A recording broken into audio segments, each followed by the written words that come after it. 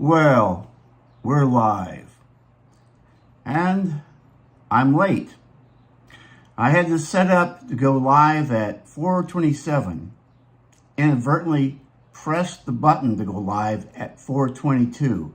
Tried to stop it, it didn't stop, so I had to stop it, delete it, and post a new link. So hopefully there'll be somebody who'll see this either in a few minutes or in rerun. Rerun? Is that the right way to put it?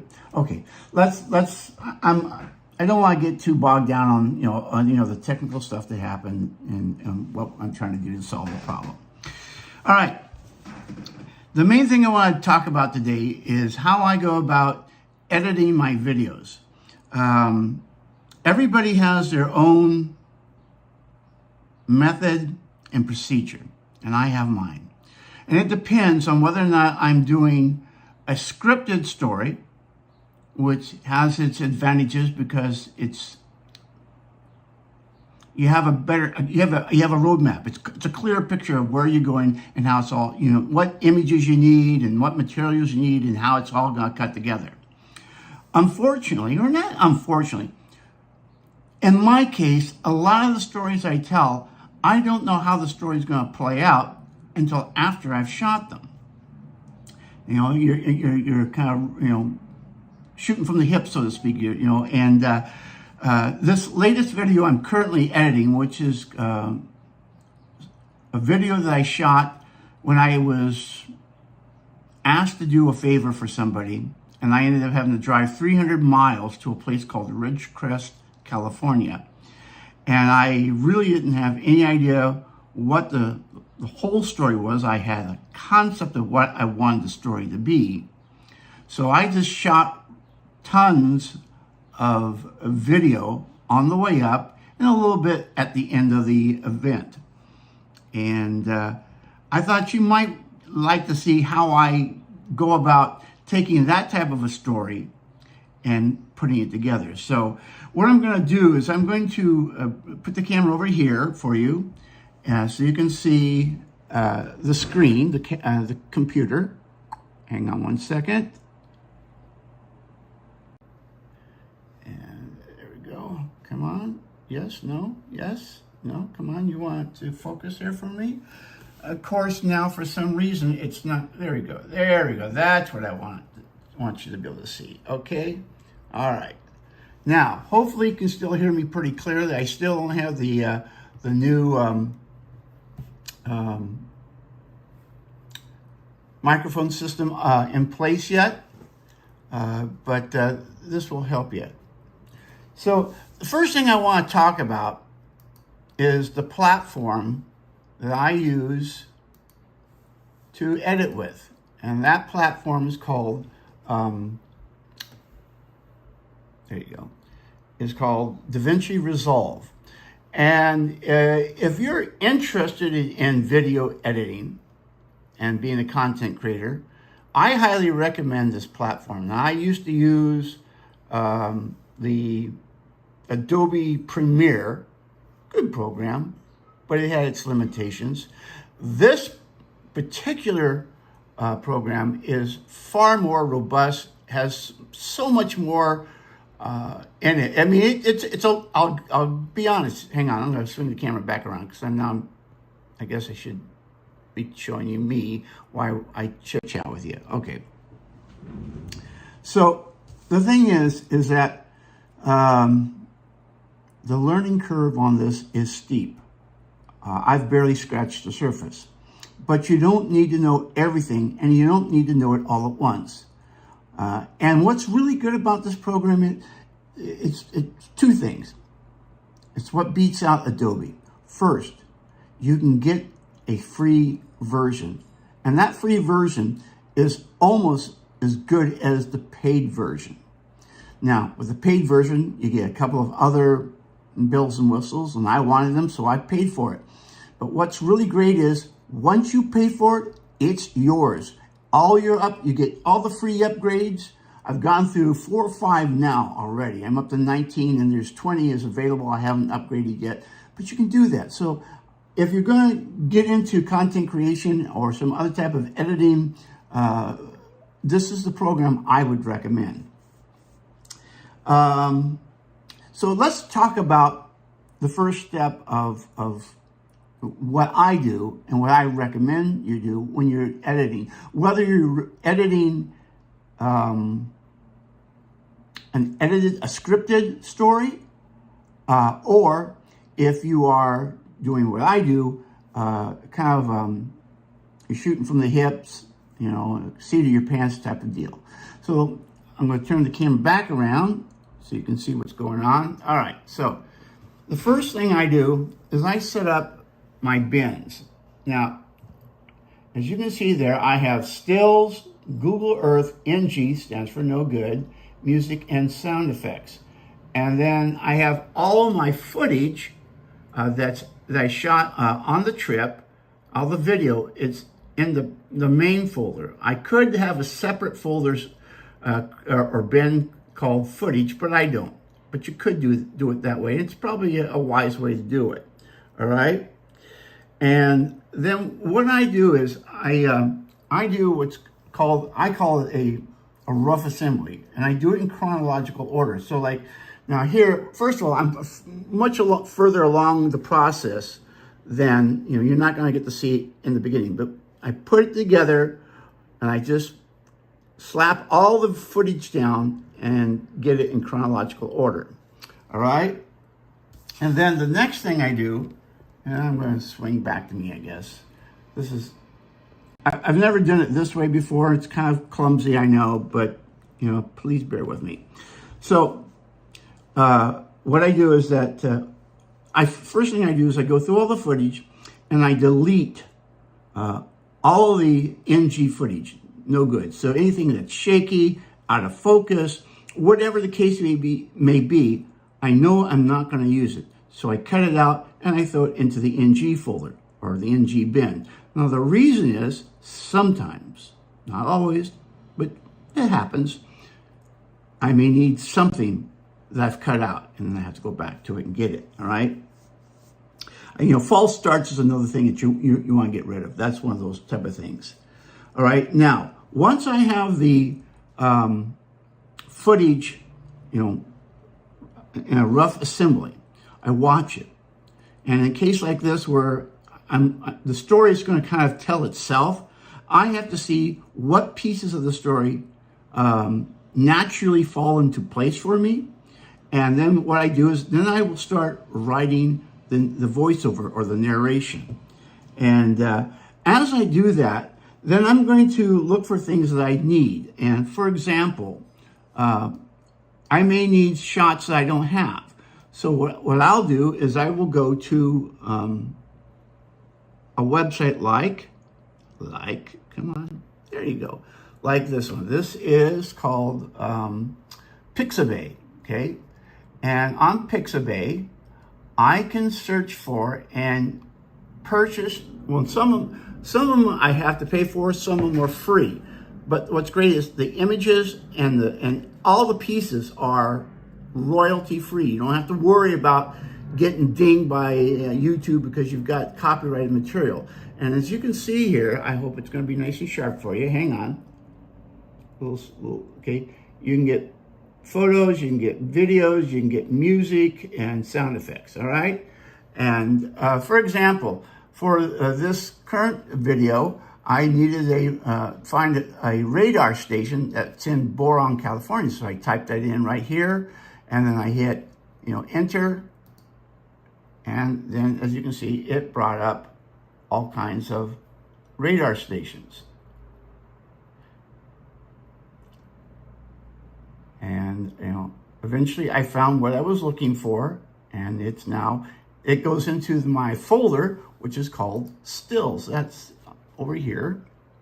Okay, so I have stills, and then this makes it easier for me to find what I'm looking for. If I break them up into bins like this, and right here is the shot I'm using. So there's the shot of the radar facility. All right. All right. So now, what I'm doing is once I start pulling these pieces together, they tend to help me know what I want to talk about. Okay, hold on here. Discard that. Boom. So over here is the script. Now this script is, I would say it's about 80 to 95% finished. But when I first started, I just would write down pieces of information that I felt was important to convey to you, the viewer.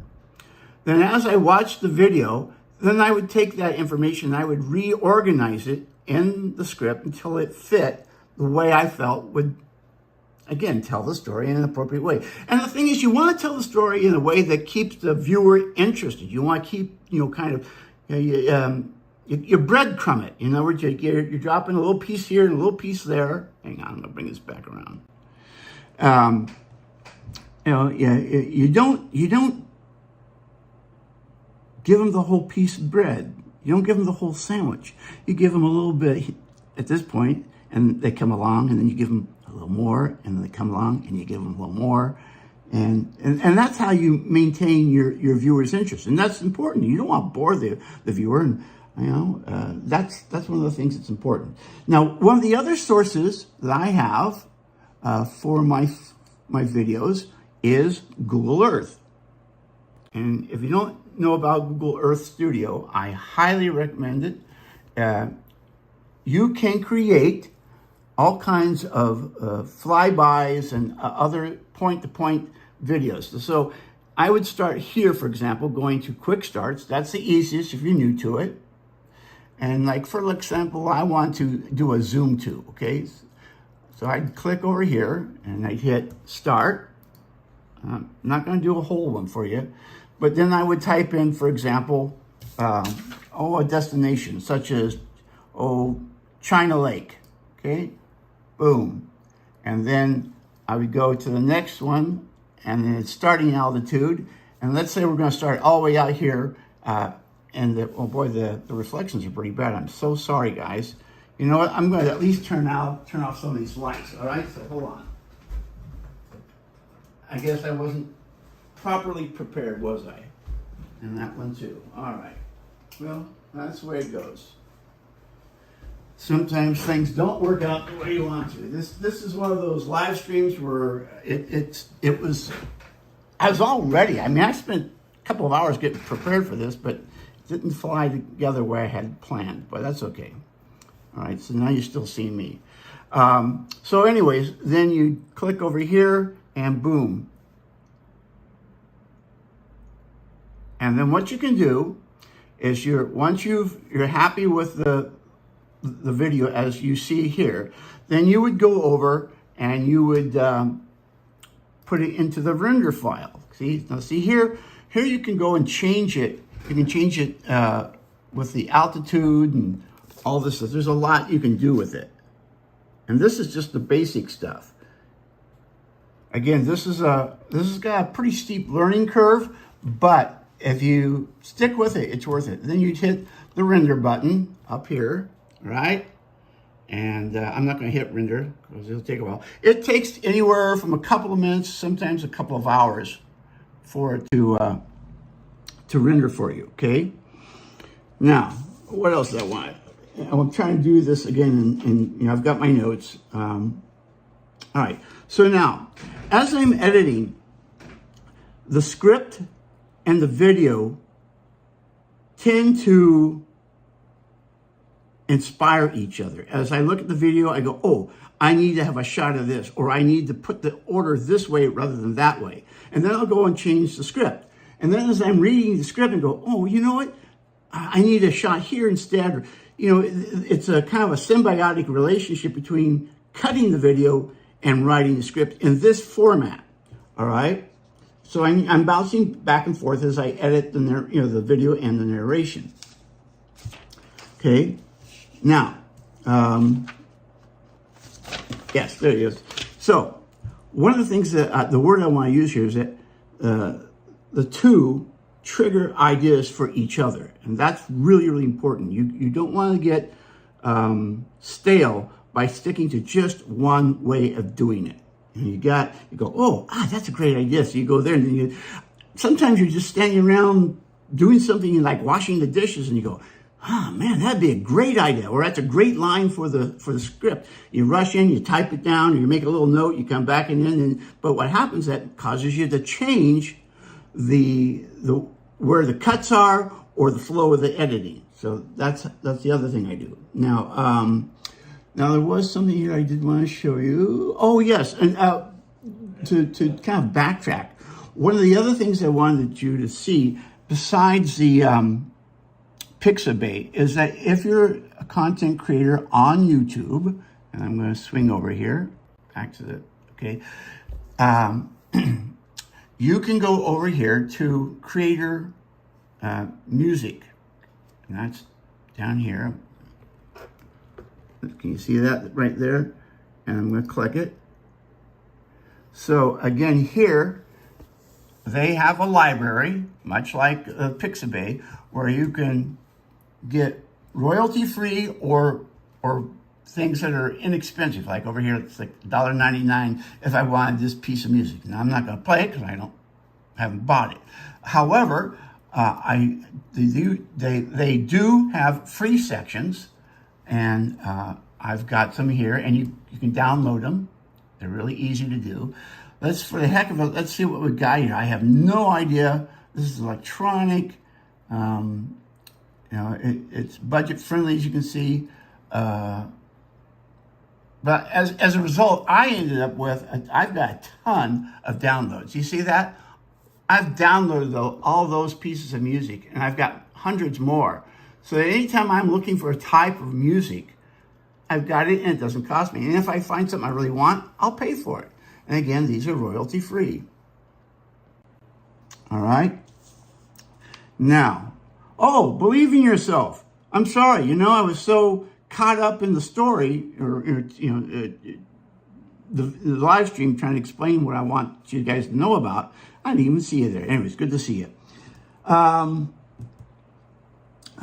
right, so now, once I have a rough cut, that's where, I've got the script pretty much written the way I want it. I've got the order of the video the way I want it. And then what I do is I do a rough voiceover or narration. Sometimes I use my trusty handy recorder H4n. Hang on, I'll show that to you.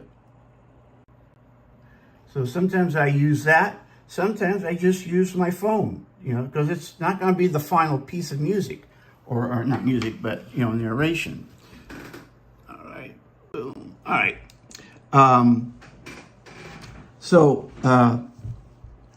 But once I have, the narration, all set up, and it's a Zoom recorder. Yes, exactly. I've had this for, 5, 6, 7 years. It's a good system. Still works.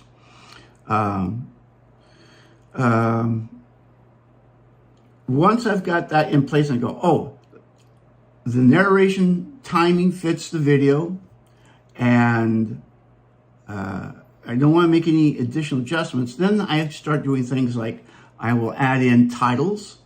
I'll add in graphics if they're needed. Then I'll add in some special effects, sometimes special effects, and sound effects, whatever it's required. These are the last minute pieces of detail that I do. So once I have, like I said, and I just said that, once I have the picture and the narration locked in, I add the music and sound effects, okay? And you already know where I get the music and sound effects from, and you know about the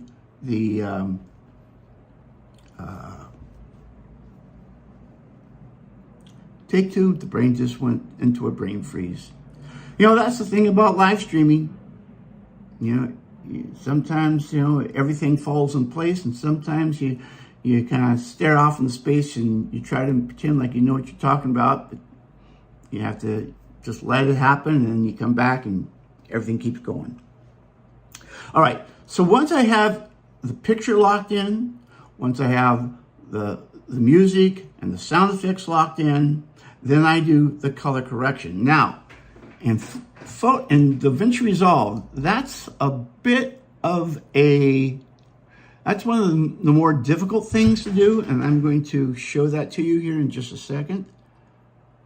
right, so bingo, hang on, and we're gonna pull that over. Now, currently, I'm still in the process of editing this. So I'm not gonna do it on this one because I don't wanna mess it on that one. So I'm gonna go over here to a previous video that I've done, and I'll show you how I've done that. So which one shall I show you? No, I'm not gonna. I'm trying to find one that. Okay, yeah, Tanaka Farms. This is one that I'm working on still. Oops. Oh, that's right. This footage is offline. The one I pick is the ones where the footage is offline. Hang on. All right, back to Project Manager. And what do I want to do? Shorts, production gear upgrade. Oh, here we go.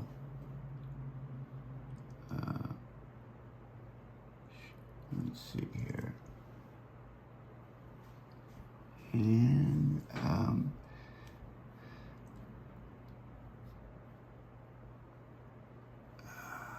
hold on here. Yeah, I think this will do. What? No? Oh, great. Oh, you know what? That one too. You know, I've refiled a bunch of stuff. So I guess I'm going to have to show you in real time on the current project. So stand by. Project Manager, and then we'll go back to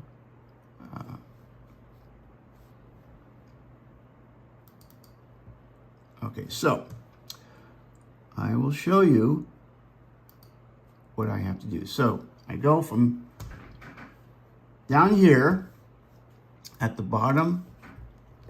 Oh, come on.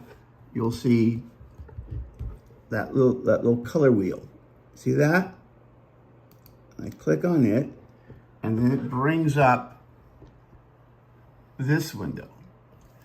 And I don't want to get into a lesson on how to do color correction, because again, this is a rabbit hole you could go down for a long time. But one of the basic ways that you can start doing it is over here. You have these little windows here, and I know there's a name for it, but right now I can't think of the term. But what you would do is you would pick a LUT that would fit your particular system, okay? And of course, I'm going to use Filmic Pro, the Filmic Pro pack, and I'm going to use either the Pro iOS, or I'm going to use the 10-bit, or I can use the 8-bit, okay? And I'm not completely happy with them yet, but I'll show you how it works. So I would grab that, and I can then drop it here, and you can see right away it changes the quality of the image. Now I can add another window, put it in the sequence. Hope you guys can follow all of that. And then what I can do is I can go down here and I can play with the color wheel, and I can change. Trying to do this and hold the camera at the same time is not exactly easy, but for example, I can change the contrast. So I'm going to bring it up here so you can watch what happens when I change it. Can you see the change in the contrast? Oops, it's not happening. It's because I don't have the all right, that's interesting. That did not activate, and I don't know why. I apologize. That is, oh, that's why, because I've got the wrong, it's set up for parallel mixer, and we don't want that. We want to add a corrector, okay? And we're gonna connect there, we're gonna connect it there, boom. All right, now we're gonna go down here to the contrast, and I'm gonna do some exaggerated changes so you can actually see. I'm going to do saturation. Can you see how much saturation I just put into that? Or I can take the saturation completely out. These are the kind of tools you have available.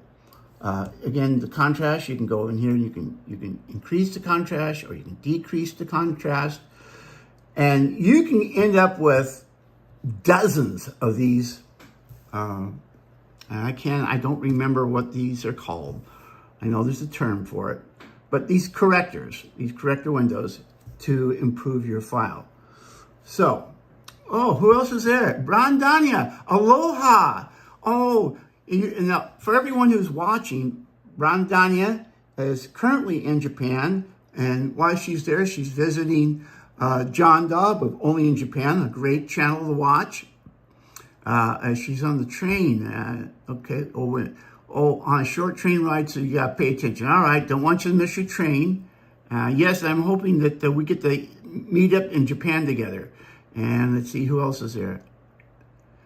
Believe in Yourself. You use DaVinci too. Great. Okay, so boom. Let me get out and finish up. All right.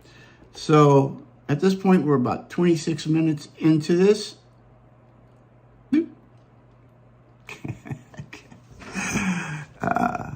Well, you know what? You know it's live because when things go wrong, you see it. I can't cover it up. The best thing I can do is when it goes wrong is stop, reset, continue.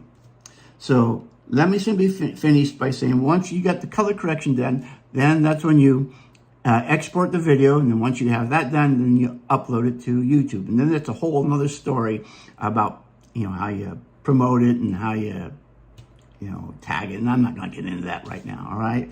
So if you enjoyed this little bit of information on how I go about editing my video, I hope you'll go and watch some of my videos on my channel, either edited or live stream.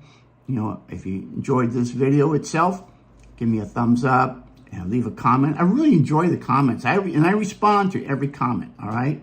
Good or bad. So that's about it. And this current video I'm working on about the rescue mission in Ridgecrest, California, if all goes well, I plan to have this up next week. Now, things being what they are, things could go wrong, and it'll be another week after that. But it will be up soon. So thank you for watching, and I'll see you guys in the next live stream, which will be next week. Bye-bye.